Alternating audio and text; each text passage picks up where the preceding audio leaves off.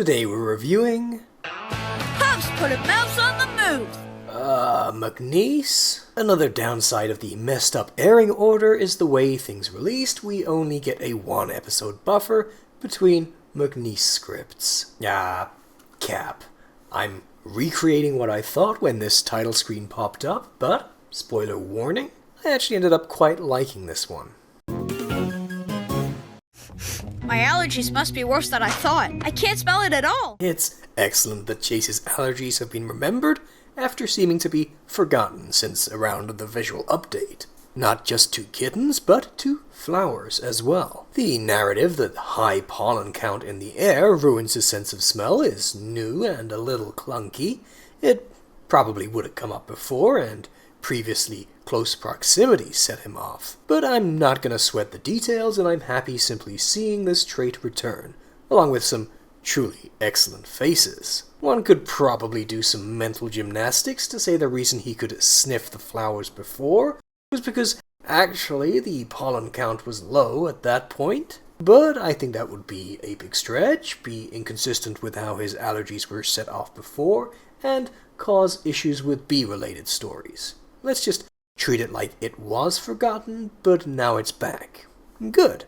But how can I find the missing cheese if I can't even sniff for clues? His looking a little anxious here is very cute indeed. And I like how over the course of the segment they have Luke Dietz progressively hold his nose more to sound increasingly bunged up. But Francois, isn't that cheese a bit stinky? It's laid on very thick, but there is something fundamentally funny about loving stinky cheese. Blue cheese is definitely the best cheese, by the way. No problem. It's my favorite kind of mission. This is a great, pleasant way to open with some character connection. These two look awesome, the newish voice actors are sounding great now, and it's a little easy to miss, but Chase has a great and very canine reaction when pup treats are mentioned. That's weird. I can't smell a thing. The way Chase's nose was animated here was super cute. I still can't smell anything with this stuffy nose. And this was also a very endearing big ol' nose wiggle. I guess Chase really knows how to make an entrance. It felt a bit weird for him not to say Mia and Chase, but the pun was fine and this was pleasingly different. This interaction was very cute as well. These tiny moments between the pups, any of them, seem so rare now. Once I wrap it up... I'll be cheddar than ever? Exactly. Francois preempting a pun rather than Marshall piping up with it makes this much more likable as a moment. Basically, it avoided a potentially annoying moment for Marshall. Also, I know it wasn't the intent, but it made me laugh to think Ryder just awkwardly misunderstood and tried to join in with a mistimed egg pun. Exactly. Squeak's new design is cute, I must say, though I'd like an explanation as to why it happened. It matters to me more than Santa. Also, are we to think that the sewer mouse in the ice cream segment was also Squeak? It made the most sense that it was a random mouse, but it's not like we know where Squeak lives, and they're identical. A pup gets petted. Always a plus point. A fun classic cartoon moment, floating along following a smell with toes twinkling. Oh no! A lot of the people in this fandom with special interests and hyperfixations very, very often think they're seeing references when it's clearly not intended. But I think these rakes are a subtle and pretty clever Simpsons reference. And it's about to fall on Squeak. Thanks to one brave little mouse and his amazing nose. Maximum Canadianness. Cute. I need you to sniff for clues to find the missing cheese. Ryder, did you just spend the segment ignoring your best friend? You know he's temporarily anosmic, so why are you calling on him for this? They're all dogs, they can all do this. Labradors have just as powerful olfactory skills as German Shepherds, and Rocky's sniffed for clues many times now. This is kinda a so the story can happen decision and makes Ryder look dense, especially since he ignores Chase even pointing out he's not in a fit state for this. We can't climb to the top without that ladder. Yeah, if only you had a pup whose main purpose on the show is using his own ladder, or a pup who flies. This is way too far into Ryder just being dumb. It's super awkward about avoiding drawing attention to it. Definitely in his bottom handful of episode segments for decision making.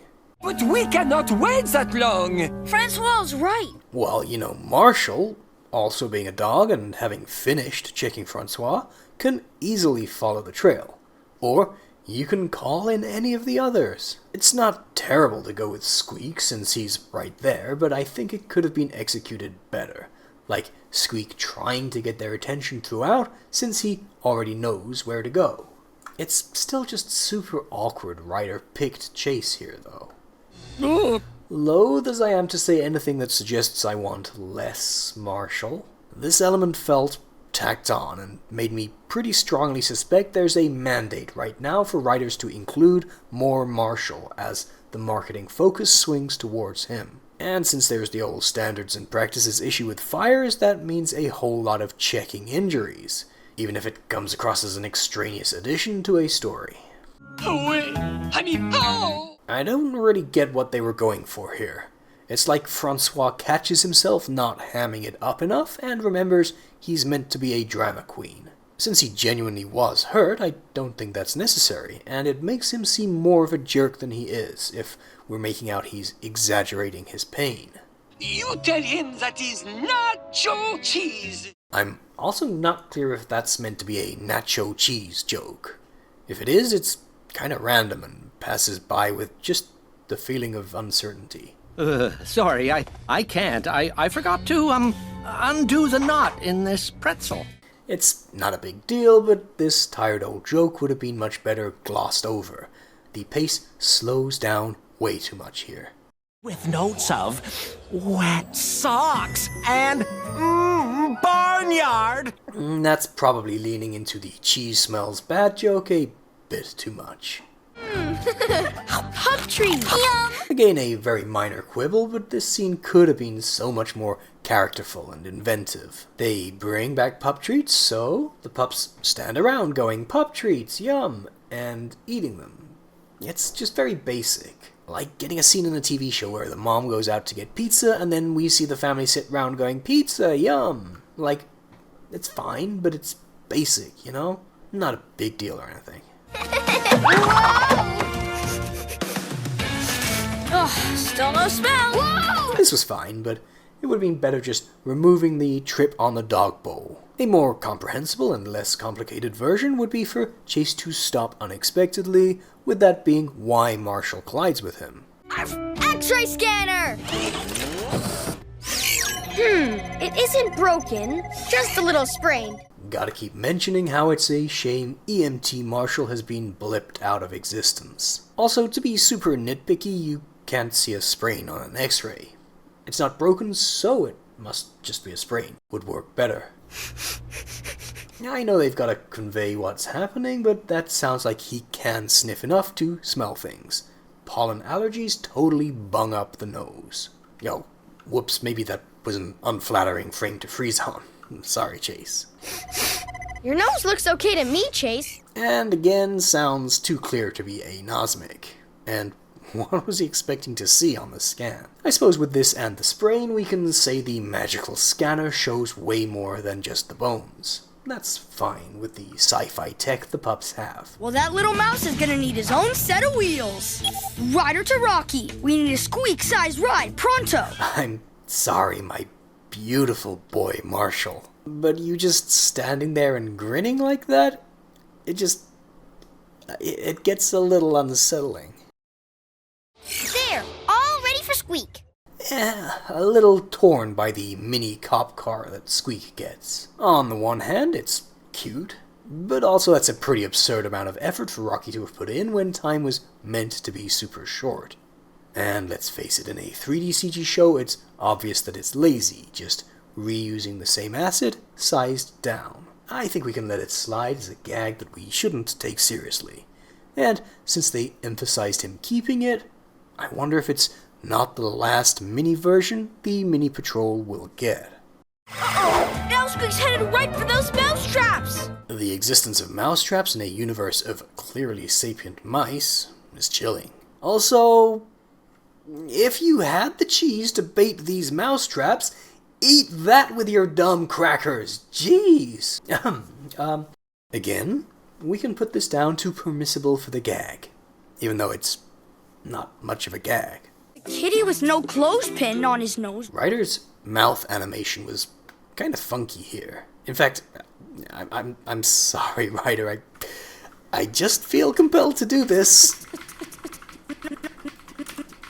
I'm sorry. Okay, Mayor Humdinger? These chase faces are also a bit unwarranted. I'd bet good money the same animator did both shots. You can kinda argue it's because they put pressure on him, but this basically means the PAW Patrol, and especially Squeak, didn't actually have to do anything. They could have just waited for this to happen and gone and picked up the cheese. Sorry, Pups and Squeak.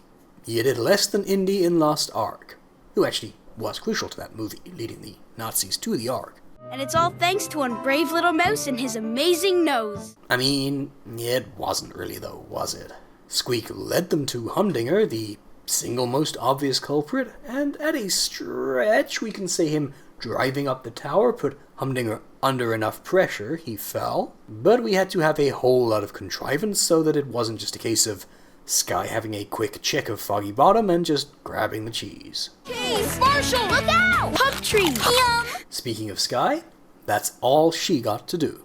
And Rubble as well. And Zuma didn't even get that. Half the squad was on the bench this time. Kind of unusually, the score I thought I'd give this one kept going down the more I thought about the segment. It wasn't terrible, but I did have to think things through to realize how sloppy the scenario was and how sidelined half the pups were. Still, there was a lot of cuteness and some actual character writing, so this was still on the strong end. I'm predisposed to give McNeice scripts a thumbs down after multiple poor subseries introductions and my least favorite segment ever, which I'm still putting off reviewing, but this was, once again, solid. Overall, 6.5 out of 10. I had actually initially thought 7.5, but as I went over the story and noticed what I'd missed, it kept dropping in my estimation. Still, this was far from awful. Alright, as I recall, I ranked the very first Fire Rescue episode, which was also written by McNeice, slightly higher than this. I think it was a 7.5, though it was disappointing in many ways, and I didn't like that Marshall's buns joke. Generally, I think I would rather McNeice stay away from Marshall. Anyway, click here or here to see 2 other reviews of McNeice's scripts. And thank you all very, very much for helping me get over that 30k subscribers mark. It's absolutely amazing to have every single one of you here. Okay, that is all for today, and I will see you guys again next time.